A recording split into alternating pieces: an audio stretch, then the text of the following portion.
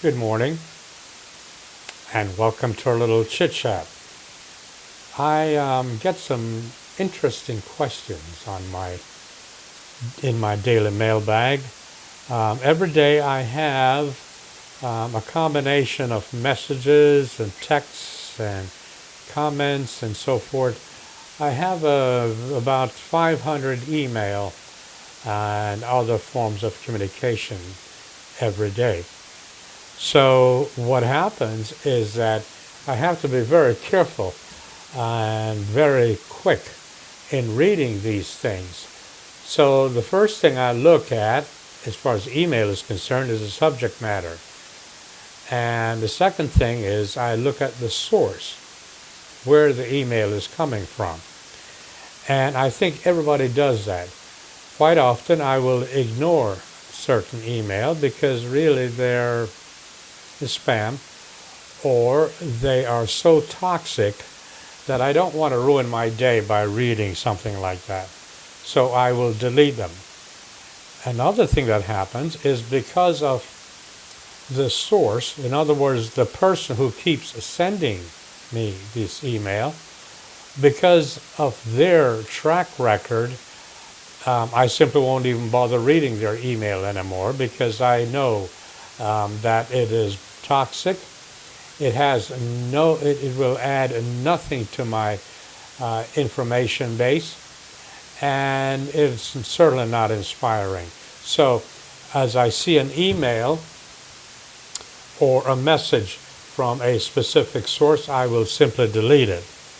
So the question is, does the United States have a free press? That's such an interesting question.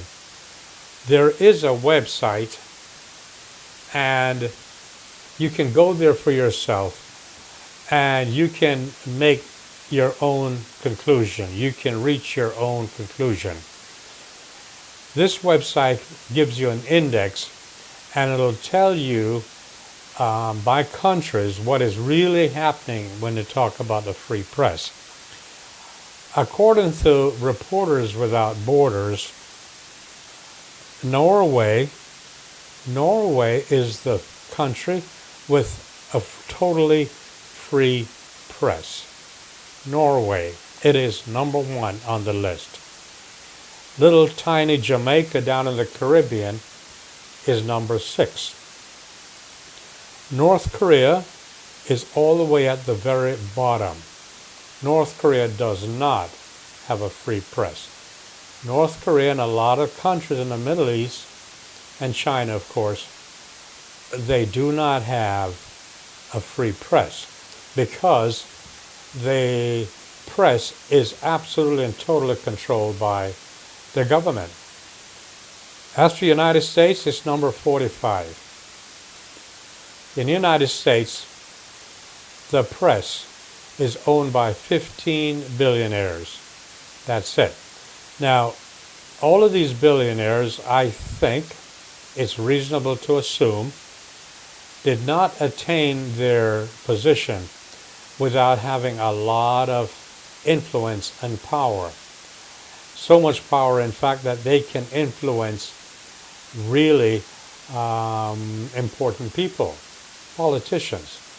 So if you work for, if you work for a billionaire and you know the billionaire's politics and you want to keep your job, it would be smart of you to write in a way or only report the news that are in compliance with the billionaire's own politics. Does that make sense?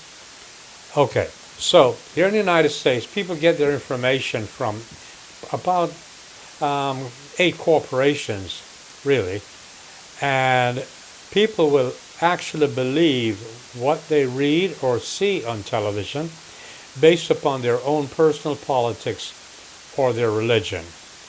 Now, a follow-up question that was not asked but I'll answer is, when you have a free press, does that mean you can print or say anything? The answer is absolutely positively not. I have not been to Norway, but I have visited Jamaica quite often. And in Jamaica, number 6 on the list, you are not free to print anything you wish. What you print must be true. Now, I will say this, that it does not restrict, of course, opinions, but you have to state that you are talking about an opinion.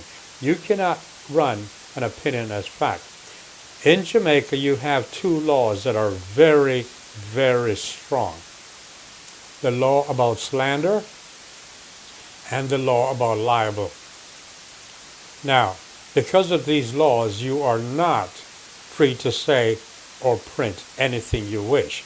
You will be brought up in court and you will pay the consequences.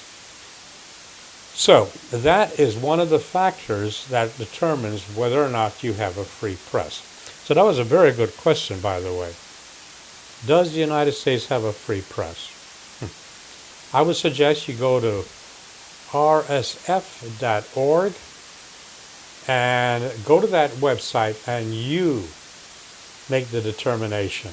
After all, you must learn to think for yourself.